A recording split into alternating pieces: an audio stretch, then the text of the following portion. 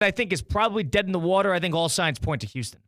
Commanders have a chance because they're, like you said, gritty. The Houston is the team that if they show up poorly and in poor fashion, the Chiefs 2 games ago, with their starters at least, took down the Texans in their own building. They're doing this again. So I understand it might be hard to beat a team twice, but when you get Andy Reid, who's like 21-4 coming out of a bye, you give him a month off and then give him extra time to prepare for you.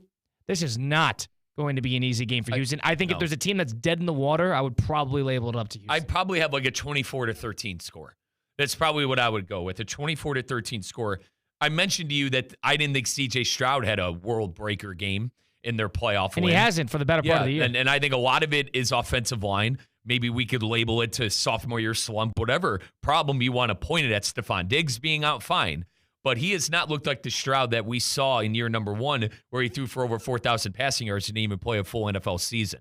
I think 24-13, maybe the Texans are able to play some good defense. Their defense did show up in a big way, obviously against Herbert and the Chargers, forcing Justin Herbert into 4 interceptions. But I think this game is where the spread is probably going to be covered.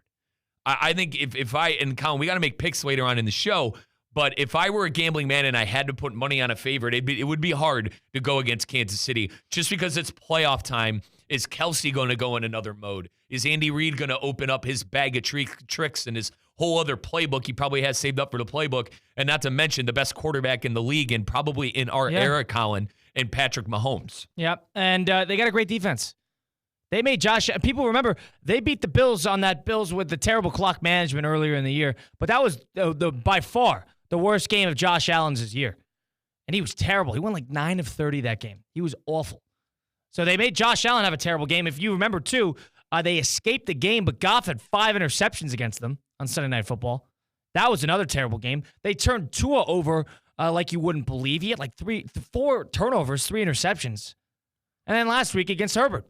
So this is a defense that turns it over, and they're good at it. And Mahomes didn't play all that great, too, when they played on that Saturday before Christmas.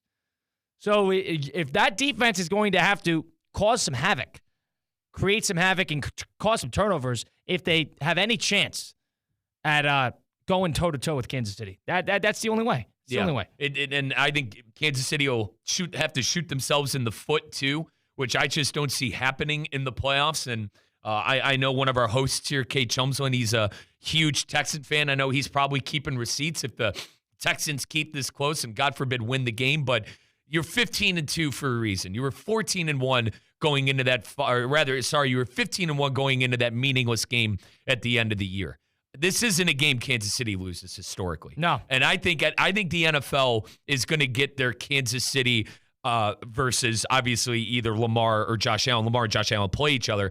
But the point I'm trying to make is here, I don't see how there is a world we live in, any alternate universe, timelines, whatever you want to call it, where the Kansas City Chiefs lose this game. Yeah, they're at least in the AFC title game basically every single year.